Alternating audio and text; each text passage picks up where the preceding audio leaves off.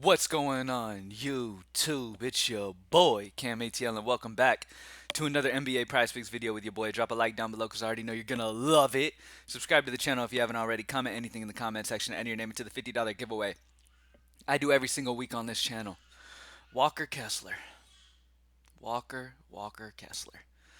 Now, uh, one thing that the prop tool cannot, you know, predict is foul trouble. And it's not going to attempt to predict foul trouble. Um, I will say this. Walker Kessler was a smart play last night. I mean, the dude dominated in his 17 minutes. He was putting up in every category. He was fantastic. He would have easily hit if he played 30 minutes, but he played 17 minutes due to early foul trouble. And that's what held back my night yesterday. Normally, like I tell y'all, you want to split your bets up, right? You want to kind of mix and match for this exact reason. Because if you go too heavy on a player, he can really screw your entire night. And that's exactly what happened to me. So I have to take my own advice. I went heavy on Walker Kessler last night because the tool was all over it. I completely agreed with it. I mean, the dude was in a fantastic spot with no marking in and goes out and gets in foul trouble. Four quick fouls, ends up playing 17 minutes. You just can't do anything about that. That's the part of sports betting that, regardless of how, you know, much research and anything you do, if the dude's just got heavy hands that night and he's fouling and can't control himself, then it just is what it is. You know what I mean? So, Steph Curry hit with ease, so that was great. Let's get into today's, baby. We're going to sweep this Saturday. Let's get it. So far, I do want to mention something. Um, so far on this slate today, we don't have the Sacramento information yet. Like, we have De'Aaron Fox is doubtful. De'Aaron Fox is probably not going to play tonight. So with that news, Sacramento guys, once they drop on Prize Picks, there's probably going to be some solid value here for them. We just have to see where Prize Picks jumps their prop lines to, whether we need to go over or under, depending on how much they tend to jump it. Remember, just because a player's ruled out doesn't mean the prop lines on the other guys are automatic overs, okay? That's the best part about the prop tool is it will analyze the new lines that come out from Prize Picks and let you know whether that's too low or that's too high. Sometimes they'll bump these guys up too high and you can grab the under and that's the better value. Remember, because they are adjusting these. The reason you don't see Sacramento is because they're trying to figure out what they want to put those guys at with no De'Aaron Fox. So once that drops, the prop tool will be all over it and we should have some solid value either on the over or the under. As of right now, as you could see, I mean, we have what is this, like 10 green differentials, which is lower than we usually have because we don't have everything we're going to get today on here yet. There's going to be more value opened up. So I'm going to go with what we got available to us so far. We're going to talk over a couple options that I like today and why I like them. And then we're just going to go about our business. So, first and foremost, I want to talk about something that is a good example that I can talk about real quick, okay? Let's talk about Mikal Bridges' points, okay? Because the reason I want to talk about it is because of this right here. Now, what would this tell everyone? Okay, everybody who is watching, I want to teach you something here. This right here is what 98% of the betting community would immediately grab over here, okay? Because of the minus 150 on the over. Now, what I like to do is I like to bet a little safer. This doesn't mean anything to me when this is yellow. You feel what I'm saying? Now, at the end of the day, you see the prop lines at 23.5 for Mikal Bridges' points, right? We have him at 24, but it's very, very small. Now, this being yellow tells us that we would expect him to go over, yes, but it's not as big as you would expect with this. You feel what I'm saying? This at minus 150 feels like Vegas trying to get you to play the over in a spot that could definitely go under, where they can get some of that money there. That's just what it feels like to me. I don't know how y'all feel about that. But in a game versus Miami, a tough matchup for Mikal Bridges, they're saying he's going to go over 23.5 but at a minus 150 money line. We have him at 24, so very slightly above due to the data and stuff. Like, we have him barely hitting. But this isn't as obvious and as locked as a lot of people would make it out to be here.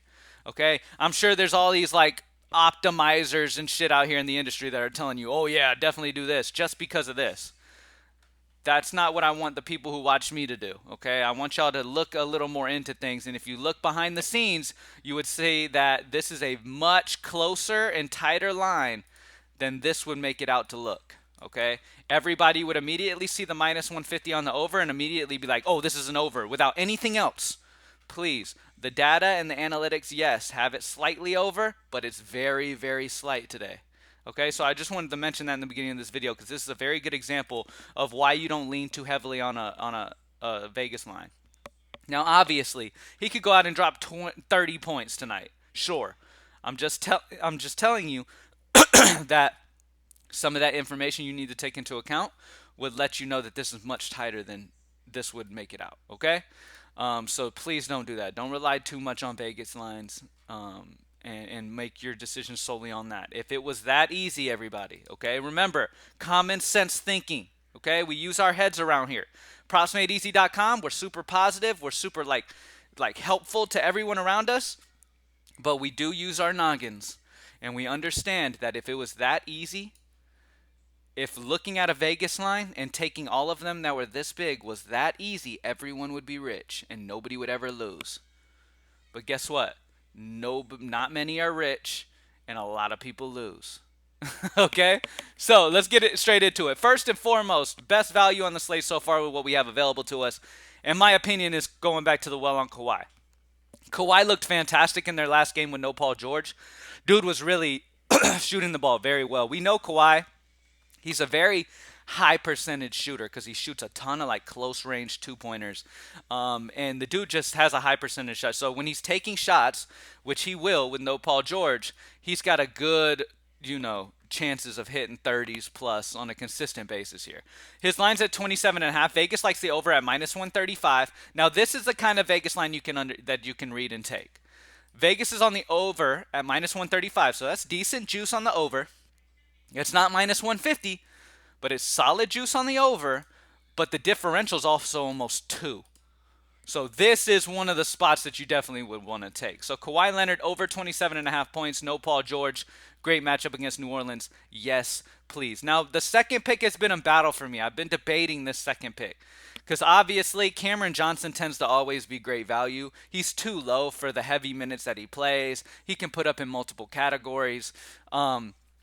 Tough matchup against Miami, but honestly, I feel much safer with Cameron Johnson over 20.5 PRA than I do going Mikal Bridges over 23.5 points in this matchup. So, with that being said, Cameron Johnson over 20.5 PRA. Vegas is slightly on the over at minus 120. He's gone over in 6 of his last 10. His closing line has ended for the day. The line that is closed by the end of the day, a lot of people ask questions about this. The closing line shows you the end of the day. There's an opening line when you wake up, and that's where Vegas opened the line at, what number they opened it at. Then at the end of the day, after bets are placed and stuff, it closes right before the game starts, and that's called a closing line. Whatever that number closed at was higher than 20.5 in 9 of his last 10 games. So we're getting a little value here due to the matchup against Miami. I'm willing to jump right on that. Like I said, he's a guy who plays heavy minutes, and at the end of the day, opportunity sometimes is just key. And as well as, the projection is 21.8, almost 22, 1.3 differential, which on a slate like this where we don't have a huge amount of value so far because Sacramento and stuff hasn't dropped, this is definitely a spot that we want to take. Remember also, so Kawhi Leonard over 27.5 points, Cameron Johnson over 20.5 PRA are the two picks that we're going to rock with here in the video today. Remember, when players are ruled out and Prizepicks is adjusting them and then dropping them back on Prizepicks, there is nothing better than the Props Made Easy tool around that time because we update that at the same time. So we are on it, updating those quickly. So a lot of times when these guys are ruled out late, you can grab fantastic value on the Props Made Easy tool. Just keep refreshing. Yes, when the slate locks, we are not done. Okay, the tool continues to look for value as long as it possibly can. And so take advantage of the amazing value that pops later. There's people on Props Made Easy who have hit me up who literally only utilize it after lock for when information's popping, and they grab these huge value guys. They don't even do anything early on. They just wait, and they just grab these huge value guys that pop in later with news. There is a risk to that because you're risking the chance of maybe not a ton of value popping. Maybe Prizepicks drops the lines very, very accurately, and it doesn't make them great value. But yeah, most of the time, you'll get Prizepicks dropping a few guys that where the value is really big there, and you can grab that very quickly before it's adjusted. Sometimes they'll drop it even 2 points lower than or higher than where Vegas has it, and our projection will have it, and us and Vegas will be on the same page where Prizepicks is a couple points off. So it's easy value to grab at that moment. So definitely PropsMadeEasy.com members. Make sure y'all are refreshing the tool around like big information times. So when PrizePicks drops their plays onto their board, you're able to see that great value on the Props Made Easy tool. All right. We are 5 days away from baseball, ladies and gentlemen.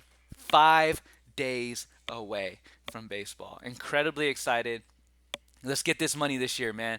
Last year was a huge year for us in DFS. So if you're interested in daily fantasy sports, hit up greenlightdfs.com for the optimal lines and stuff over there. We simplified daily fantasy sports as well, same way we do with player props.